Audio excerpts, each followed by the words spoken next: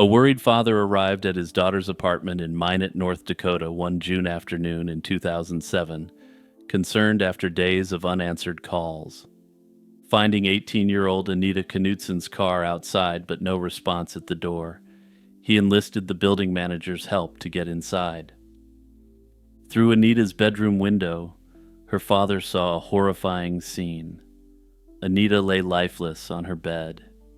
He immediately called 911, summoning police to the gruesome scene. In that moment, a family's world shattered, and in time a horrific and shocking secret would crack this case wide open, or at least that's what investigators wanted to believe. Anita was a bright and hardworking college freshman at Minot State University, pursuing a degree in elementary education. Anita had been adopted as an infant by Gordon and Sharon Knutson and grew up in a loving family. She graduated from Velva High School in 2006 and was known for her kindness and strong work ethic, juggling her studies with part-time jobs at a clothing store and a hotel. Friends and family described Anita as joyful, caring, and always ready to help others. On June 4, 2007, after Anita failed to answer her phone for 2 days and even missed a work shift, which was unlike her, her father drove to her off-campus apartment to check on her. He found the front door locked and no sign of movement inside. A maintenance worker then pointed out that the screen from Anita's bedroom window was lying on the ground with a slit cut through it. Looking through the window, Anita's father saw a nightmare. His daughter was lying face down on her bed in a pool of blood.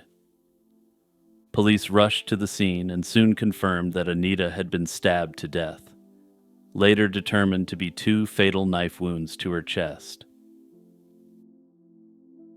A robe had been draped over her body, and while the bedroom was bloody, nothing seemed to be stolen or ransacked in the apartment.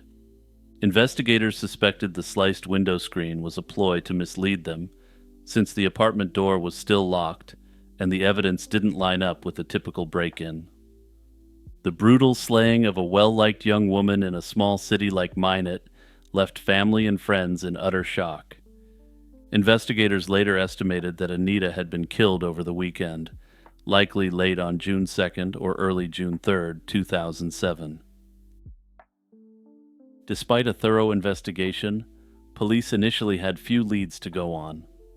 They interviewed Anita's friends, co-workers, and neighbors, trying to piece together her final days. Naturally, attention turned to Anita's roommate at the time, Nicole Thomas, now known as Nicole Rice, but Nicole told investigators she had been out of town visiting family. According to investigators, her alibi had some inconsistencies, yet in 2007, there wasn't enough evidence to tie her or anyone else to the crime. Further yet, she was a quiet female roommate, not the usual sort of person who commits this sort of act against a young woman who is ostensibly home alone. Detectives also explored other possibilities. For example, a maintenance man who worked at the apartment complex, and even a report of an unknown man seen running near the building, but none of these leads panned out. Forensic evidence didn't clinch the case either. The knife found at the scene contained DNA from multiple people, which meant no definitive match to a suspect could be made. With no arrests and no prime suspect, the investigation stalled. As months turned into years, Anita's case went cold. The notion that a predator was still roaming free haunted the community, leaving residents fearful while the family's pleas for justice continued unabated. Still, Anita's loved ones refused to let her memory fade. They pressed authorities for answers and kept the case in the public eye, hoping that someday there would be a breakthrough. Pink ribbons were tied around trees in Minot, and a billboard with Anita's photo went up, somber reminders of the young woman whose killer remained at large. In 2022, nearly 15 years after Anita's death, an unexpected break finally came. On March 16, 2022, Minot police stunned the community by announcing the arrest of 34-year-old Nicole Rice, Anita's former roommate, for the brutal attack. She was taken into custody at her job on the Minot Air Force Base. At a press conference that day, Minot's police chief confidently announced that they finally had the person responsible for Anita's slaying in custody. Authorities credited a collaboration with the Oxygen Network's Cold Justice true crime TV series for helping crack the long cold case. In 2019, the Minot police had assigned new detectives to re-examine the evidence, and with fresh eyes they enlisted Cold Justice to spread word of the case. New investigators had re-examined every detail of the case, and with this renewed effort, they found reasons to focus on Nicole. They noted alleged significant inconsistencies in Nicole's alibi and uncovered witnesses who reported that Nicole had made suspicious comments about the event in the past. After the Cold Justice episodes about Anita's case aired in late 2022, new tips, including those alleged confessions, flowed into investigators, bolstering the case against Nicole. These developments gave police probable cause to charge Nicole at last. In the face of the accusations, Nicole maintained her innocence and pleaded not guilty to the charges. In March 2025, Nicole Rice finally went on trial for the slaying of Anita Knutson, a case that had haunted the community for nearly 18 years at that point. The trial took place in Grand Forks to help try to ensure an impartial jury. Over 7 days in court, more than 20 witnesses testified as prosecutors and defense attorneys presented very different narratives of what happened. Prosecutors laid out a theory that the crime stemmed from a toxic roommate relationship that spiraled out of control. They argued that Nicole and Anita had a history of petty conflicts, including disagreements over things like alarm clocks, internet usage, and household chores.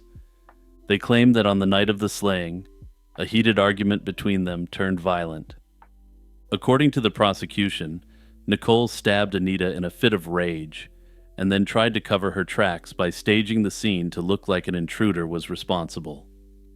Investigators pointed out how nothing was actually stolen from the apartment, and forensic tests showed the blood on the fallen window screen came from Anita herself. This was a sign that the screen was cut after she was attacked, rather than by an outside intruder, supporting the theory that the break-in was staged. One officer testified that when Nicole was first contacted about Anita's death, she oddly mentioned that her iPod was missing. He found this extremely odd that she was so concerned about a missing iPod when someone had allegedly just broken into her home and slain her roommate. This cop later reflected that it seemed like an attempt to support the burglary story and deflect suspicion. And this is really a damned if you do, damned if you don't situation. If you don't report what happened, you're withholding potentially material evidence, and if you do report it, that's apparently suspicious. The prosecution's most startling evidence came from two people who said that Nicole had effectively confessed years earlier. A former friend of Nicole's testified that at a party in 2008, Nicole got drunk and tearfully blurted out that she had argued with Anita and that she then, quote, did it. Similarly, an ex-boyfriend of Nicole's recounted another occasion where a heavily intoxicated Nicole allegedly said she had eliminated Anna. Both witnesses claimed they thought they had told police about these admissions back in 2008, though no official record of those reports was found. These alleged drunken confessions, combined with the circumstantial evidence of motive and a staged crime scene, formed the crux of the case against Nicole Rice. And that's the broad overview of the evidence as it was presented to the jury. By way of reminder, the prosecution has to prove the accused to be guilty beyond a reasonable doubt. The defense, however, contended that the state's case was built on speculation and unreliable memories. Nicole's attorney pointed out that there was no physical evidence linking her to the attack. Investigators had not produced any DNA, fingerprints, or forensic proof placing Nicole in Anita's bedroom at the time of the crime. The entire accusation, the defense argued, rested on circumstantial details and hearsay. They cast doubt on the confession stories, noting that they emerged only after a TV show reignited interest in the case. Notably, they said that it was suspicious that both witnesses quote-unquote remembered these confessions so many years later. Defense lawyers suggested that the Cold Justice television show had inadvertently created a frenzy around the case. They suggested that this caused the confessions to be remembered, perhaps falsely, possibly causing them to zero in on Nicole without considering other suspects. They reminded jurors that early in the investigation, others had been persons of interest. Yet those leads were never fully resolved or even completely investigated. In fact, the defense called a retired FBI agent as an expert witness to walk the jury through numerous unresolved clues and potential suspects that police had overlooked. This reinforced the idea that someone else could have been the perpetrator. With no direct proof against Nicole and so many unanswered questions, the defense urged the jury to find her not guilty. After about a week of testimony, the jury deliberated for roughly 5.5 hours before reaching a decision. On March 26, 2025, the verdict was announced. Nicole Rice was found not guilty of the slaying of Anita Knutson. Upon hearing the jury's decision, Nicole broke down in tears, covering her face as her lawyers and family embraced her in relief and joy. On the other side of the courtroom, Anita's family sat in stunned silence. They had waited nearly 18 years for this moment, but the outcome was not what they'd hoped. Anita's sister later remarked that a not guilty verdict is not the same as innocence. While this is technically a true statement, Nicole Rice's name is, for all intents and purposes, completely cleared. At any rate, the Knutson family left the courthouse heartbroken, feeling that justice had not been served. For law enforcement, the trial's outcome meant that the question of who ended the life of Anita Knutson remained unresolved. With Rice acquitted and unable to be tried again due to double jeopardy protections, the case has essentially returned to square one. No other suspects have been charged, and authorities didn't immediately indicate any plans to continue investigating the case in the wake of Nicole's acquittal. Unfortunately, given the passage of time and the intensive focus on the wrong person, it seems unlikely this tragic slaying will ever be solved. That said, I hope the Knutson family is able to continue to pressure investigators to solve this case and get justice for Anita once and for all. Hey everyone, it's Jimmy here, taking a quick moment to jump in to remind you to like and subscribe and to hit the notification bell. Also remember to search up Lazy Chill True Crime wherever you get your podcasts and follow me there for more content. In 1996, 17-year-old Sharif Cousin became the youngest person ever sent to Louisiana's death row after being convicted of a shocking slaying in New Orleans. The case centered on the fatal shooting of 25-year-old Michael Girardi, who was slain by a shot to the face while on a first date in the French Quarter. It was a crime that stunned the city and set off a shocking legal saga that took years to fully resolve, leaving Cousin the victim of the legal system itself. Sharif Cousin was a teenager from New Orleans who had begun running into trouble by his mid-teens. By 16, he had fallen in with a friend named James Rowell, who led him into a series of petty robberies. Michael Girardi, by contrast, was a 25-year-old from nearby Slidell who worked as a seafood plant manager and still lived with his parents. On March 2, 1995, Girardi went into New Orleans with 37-year-old Connie Babin for dinner at Port of Call, a popular French Quarter restaurant. This was their very first date, and Girardi apparently had high expectations. Girardi even brought along a single red rose for Babin that evening, a romantic gesture that would soon be overshadowed by a night of violence. After leaving the restaurant around 10 that evening, Girardi and Babin walked toward his parked pickup truck on a dimly lit street. As they made their way down Esplanade Avenue, Babin noticed three young men approaching and felt a wave of unease. She tugged on Girardi's arm in warning, but he misunderstood and thought she was simply cold. Before they could change course, one of the teens, later alleged to be Cousin, came within a few feet of them. Babin would later recall seeing a glint of gold in the youth's teeth and noticing him bend down as if adjusting his boot, just moments before the situation turned deadly. Girardi sensed the danger at the last second and shouted for Babin to run. As she fled a short distance, a gunshot suddenly rang out. When Babin glanced back, she saw the young assailant shoot Michael Girardi point blank in the face. Girardi collapsed to the ground, mortally wounded, and the attackers grabbed his wallet and then fled into the night. Babin rushed back into the restaurant to call 911, then returned to hold Girardi's hand as he lay dying on the sidewalk. In her initial statement to police, a shaken Babin admitted it was very dark and she wasn't wearing her glasses or contacts. She claimed she hadn't gotten a good look at the gunman and doubted she could identify him. For several weeks, the case remained unsolved. Then, on March 28, 1995, New Orleans police received a tip that pointed to a suspect.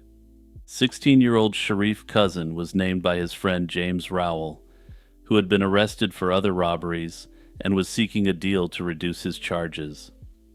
Acting on Rowell's information, detectives brought Cousin in and placed him in a lineup.